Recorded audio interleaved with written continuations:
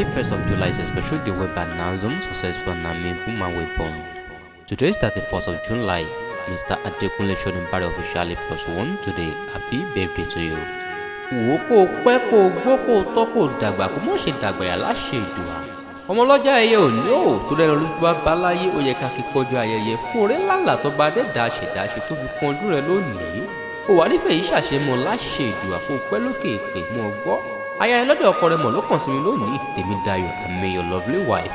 Ó ń pẹ́ ọjọ́ ìbí rẹ̀ lónìí jẹ́ wádé orí òun ìdùnnú òun alábàárẹ̀ òun ẹni bí ọkọ òun. Ó bàbá Quadri bàbá Meminat bàbá Faridat bàbá Ramadan. Ó wá ní ọdọọdún láàrún rógbó ọdọọdún láàrún haúsá ọdọọdún láàrún ọmọbì lórí àtẹ ọdọọdún bẹ́ẹ̀ láwọn mọ̀ rí ikú tó yá òní pa ọ́ bẹ́ẹ̀ lóní fojú sunkún ọmọ láṣẹ ìdùà. Adékúnlé Ṣónibárà ò mebí ọ̀fà ńlẹ̀ bàbá tó bí ọlọ́mọ. Ǹlẹ́ ọmọ ọlọ́fà ọmọ ọ̀jọ̀ yèrò ọ̀kì ńlá lọ́mí ọmọ abíṣojú ọkọ̀. Mebí ìjàkadì lóru ọ̀fà ẹ̀yin lọ́mọ ìjàkan jẹ́ ìjà lọ́fà ńlá lọ́mí lọ́jọ́ sí ó ṣojú èbì lọ́fà bẹ́ẹ̀ ló ṣojú koro nínú oko.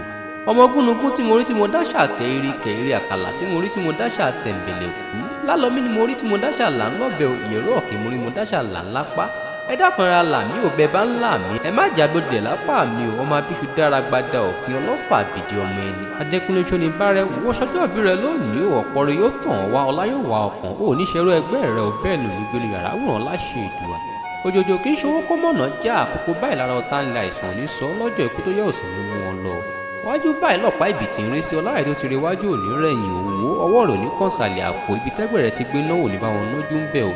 Ọdọọdún báyìí ní sápẹ́rúwé lọ́dọọdún báyìí láwọn mọ̀ rí o ìgbà ọdún ìṣẹ́jú kan ni.